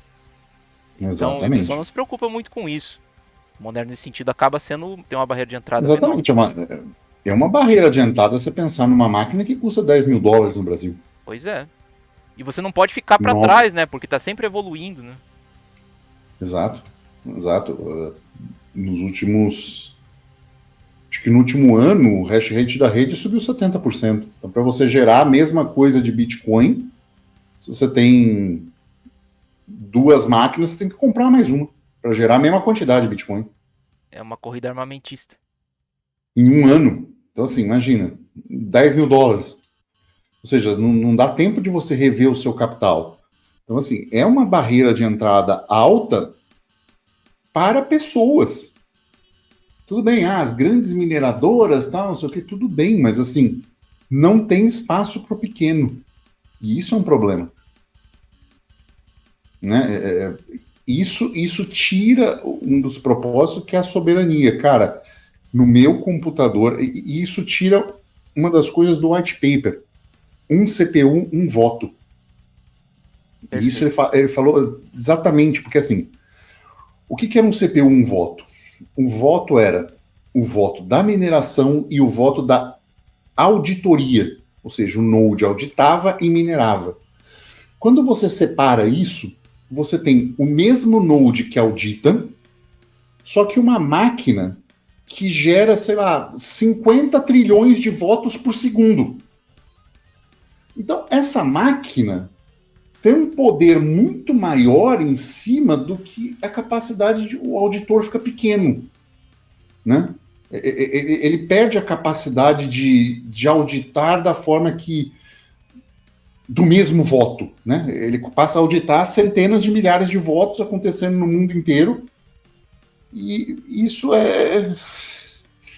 sabe, desequilibra certas coisas, porque esses milhões de votos se juntam em poucos, logo o que vai botar na rede o que é para entrar são meia dúzia de nodes de mineradoras. Pois é. São elas que vão colocar, o resto tá só olhando e falando, ah, beleza, não tem nada de errado. Uma coisa que eu até penso Mas do não. ponto de vista técnico, né? A partir do momento que você desacopla a mineração do Node mesmo, tipo, a pessoa, eu só posso ter um Node aqui em casa. Tipo, qual que é o meu incentivo para isso? Entendeu? Se o meu computador não consegue mais minerar, competir, eu só posso rodar um Node. Eu tô gastando armazenamento para ajudar com a rede, mas não tem uma recompensa por isso. Então, Foi uma das coisas que a Lightning tentou fazer, dar uma recompensazinha, mas o trabalho hoje é inviável. Assim, para quem entende de segurança e um pouquinho de privacidade, é mais fundamental você rodar um node de Bitcoin quase do que ter um node de Monero, por exemplo. Porque o node vai saber que vai propagar a sua transação, vai saber tão mais informações de você, ele vai saber quanto você tem, quais são as suas outras carteiras, com quem você transacionou o resto da vida, o teu IP, juntar tudo isso com o teu IP. E se você interagir em qualquer outra parte do mundo, ele pode ter acesso. Se ele for malicioso, né, se ele estiver captando dados, ele pode captar tudo isso. Então, assim, ter um node de Bitcoin, para quem pensa em ter um pouco mais de privacidade, é o mínimo do mínimo. para que a tua transação parta de um node que você sabe que não vai catar seus dados. Então, se tem esse incentivo, né? Você perguntou qual é o incentivo, para mim o incentivo é esse. Perfeito. Realmente não conheci esse detalhe, mas pro uso próprio, né? É pro uso próprio. É para você ter um pouquinho mais de soberania e saber que aquele node que você está interagindo com a sua transação não vai captar os dados diretamente. Então você sabe que pelo menos o outro node malicioso que captar vai falar, veio dali. E dali de onde veio? Não sei. E vai dar essa resposta, não sei. Entendeu? Perfeito. Então te dá uma respirada aí nessa brincadeira. Mas é basicamente isso. É essa necessidade de ter um pouco mais de segurança e menos rastreabilidade. Aqui pra... Não, perfeito. Aqui pra fazer uma última pergunta, até porque eu prometi pra você que tem que acabar antes das 2. Se tiver alguém no chat que quiser muito perguntar alguma coisa, fale agora ou cale para sempre. Daí a gente vai nessa. Mas só pra tentar talvez fechar numa nota mais otimista, existe aquela questão de que existem certas, por exemplo, a maconha é uma droga porque serve de porta de entrada para outras mais pesadas, né? Eu fico pensando, aconteceu em uma certa medida isso com Bitcoin. Muita gente, conhece Bitcoin, aí serve como porta de entrada para você conhecer outros projetos, né? E você vai se acostumando com aquele ambiente. Não, claro que não é todo mundo que faz isso, mas acontece em boa parte. Pode ser que, vamos dizer que Bitcoin vai seguir esse caminho mesmo, a comunidade vai ficar ali ossificada mesmo, não tem jeito. Mas pode ser que ela acabe sendo um cordeiro sacrificial, por exemplo, todos os olhos do sistema, vamos dizer assim, ficam no Bitcoin, eles ficam se preocupando com aquilo, em controlar aquilo, e isso cria um ambiente assim, para que outros projetos possam crescer sem muitos olhos em cima, ou você acha que não tem como você... Esse boi de piranha não funciona tão bem assim? Pode ser sim. Pode ser que talvez a existência de um deixe as coisas mais fáceis de acontecer em outros projetos. Sim, vamos pegar, por exemplo, o caso de um projeto que eu gosto bastante, né? A BISC, uma exchange P2P. Para você conseguir outras criptos, você precisa de Bitcoin. Então, por exemplo, eu quero comprar, não sei, quero comprar Monero, tem Monero lá, tem Litecoin, Ethereum, qualquer coisa assim. Eu preciso, os pares de transação é tudo com Bitcoin, né? A única coisa que você consegue transacionar por moeda fiduciária é Bitcoin. Então, por exemplo, a pessoa compra Bitcoin, depois ela se interessa, vou pegar um pouco dessa Bitcoin e vou comprar uma outra cripto aqui. Você adentra aquele meio. Claro que não é uma maneira ideal, mas acaba sendo essa porta de entrada para drogas mais pesadas, vamos fazer assim, né? É a minha visão otimista da coisa, né? Sim, assim, eu não sou de todo pessimista do Bitcoin.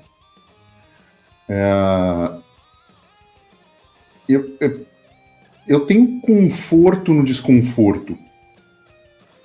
Eu consigo fazer um aporte no Bitcoin mesmo sabendo dos problemas dele. O que eu sou muito contra é justamente isso, é a pessoa comprar o Bitcoin achando que está comprando a solução perfeita criada por Deus. Sim. Infalível. É com essa narrativa que eu vou para cima. Porque não é assim. Tem aquele problema. Mas tudo bem.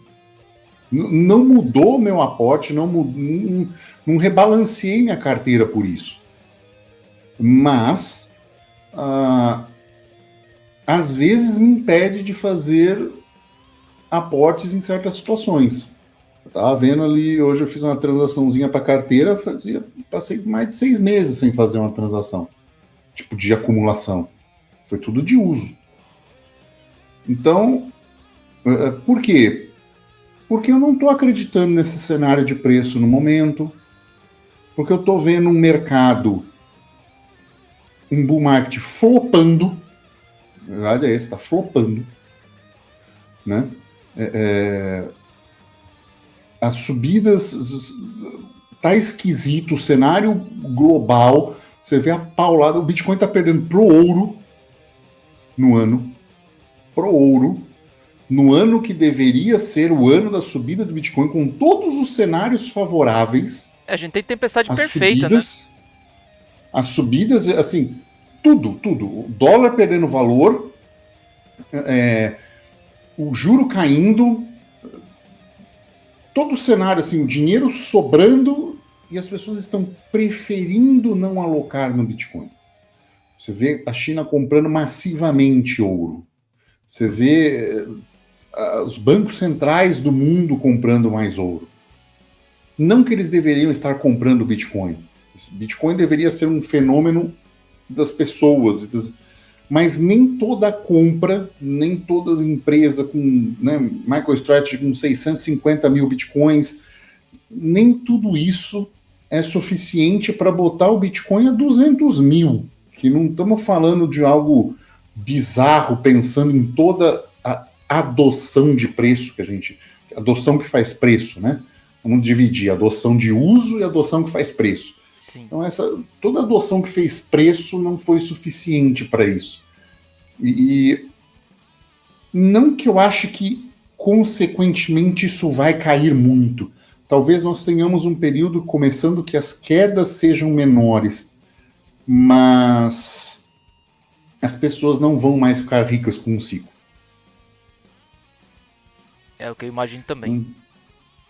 Então é o seguinte, se você tem 30, está pensando em comprar, começa a pensar em comprar e continuar trabalhando, continuar produtivo, e talvez lá nos 60 isso seja legal, não colocando todo o seu aporte, mas uma parte do teu investimento. Talvez nós entramos numa época em que as pessoas não vão ficar ricas de uma hora para outra com Bitcoin, com 1, 2, 3 ciclos, e sim algo muito mais a longo prazo.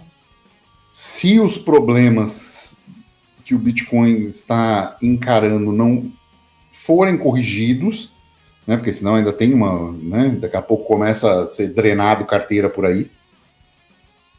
Então... Existia até uma ameaça de dumping agora para outubro, né? Acho que foi você que comentou de um grupo que estava ameaçando fazer um dumping agora. Tem, o 128 lá, o grupo hacker, está ameaçando um dump ferrado para outubro em cima de carteiras que eles dominam. Dizem eles que são acima de 200 mil bitcoins. A questão não é o volume de bitcoins. A questão é os caras se apropriando de bitcoins de carteiras que tinham algoritmos ruins de aleatoriedade.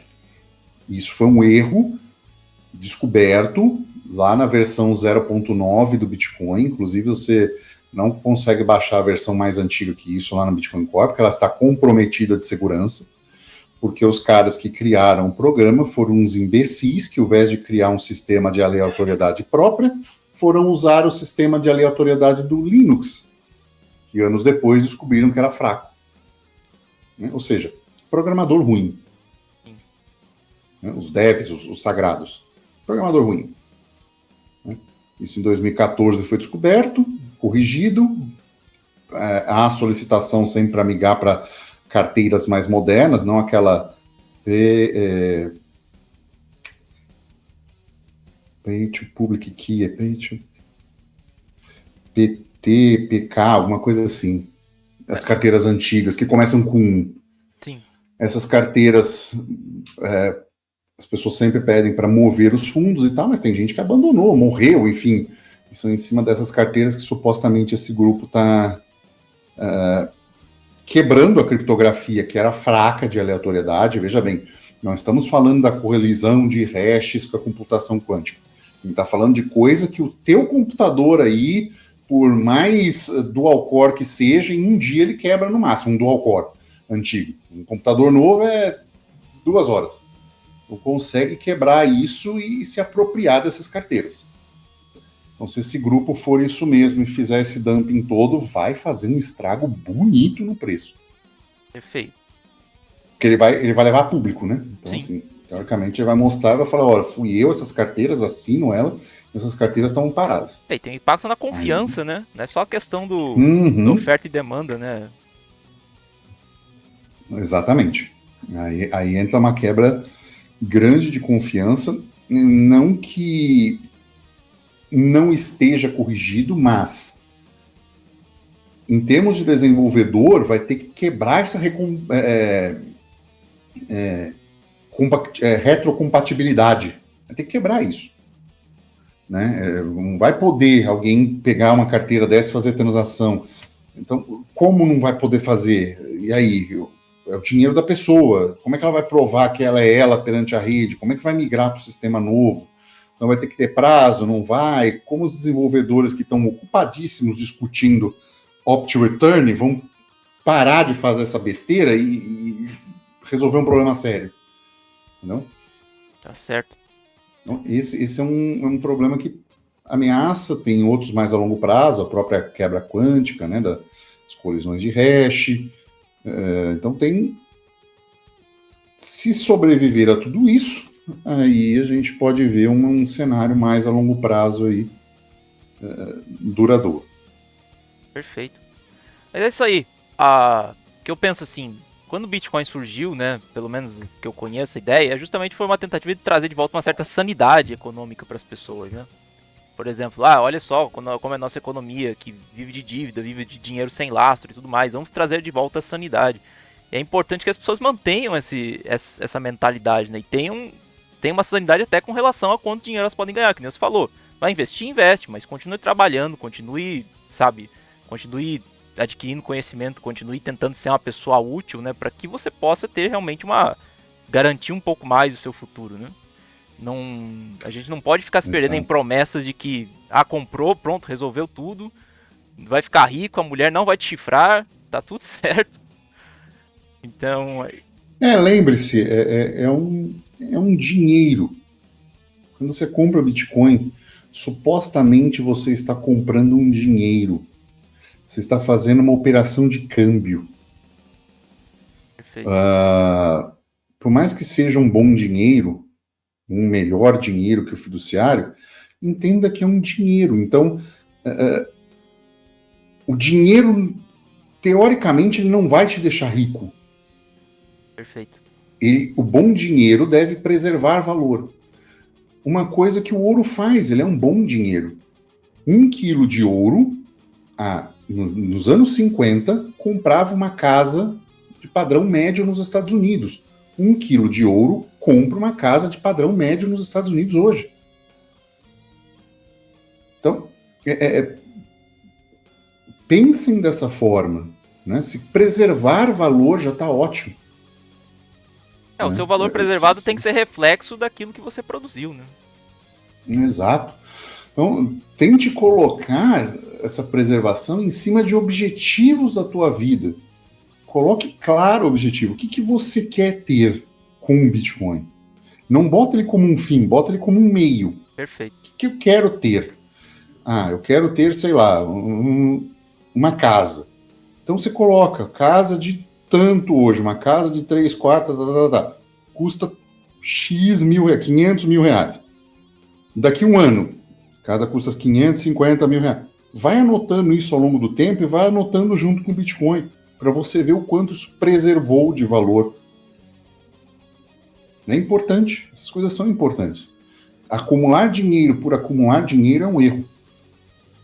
Entesourar. É errado.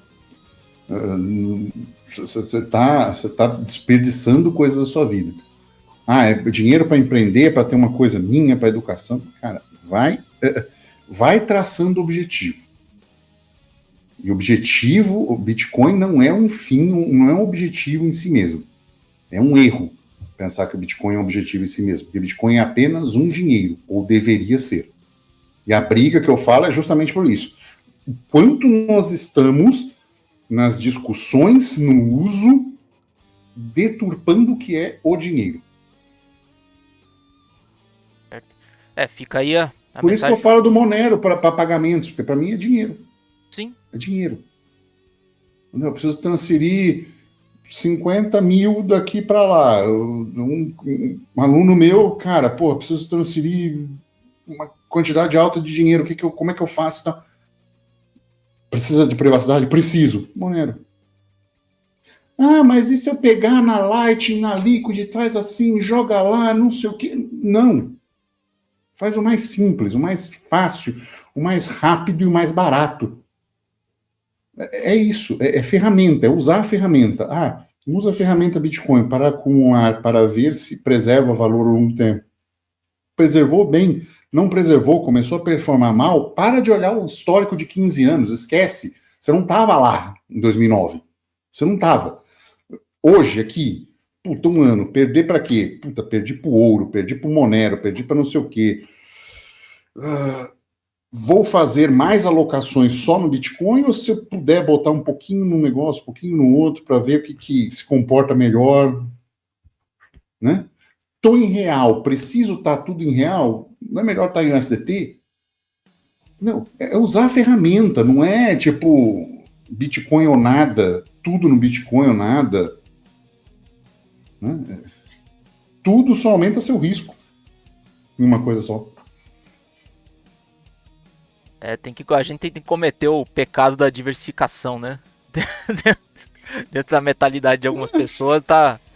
É o pior crime que você pode cometer. É o pecado do bom senso, né? Sim. Porque ali já não tem mais.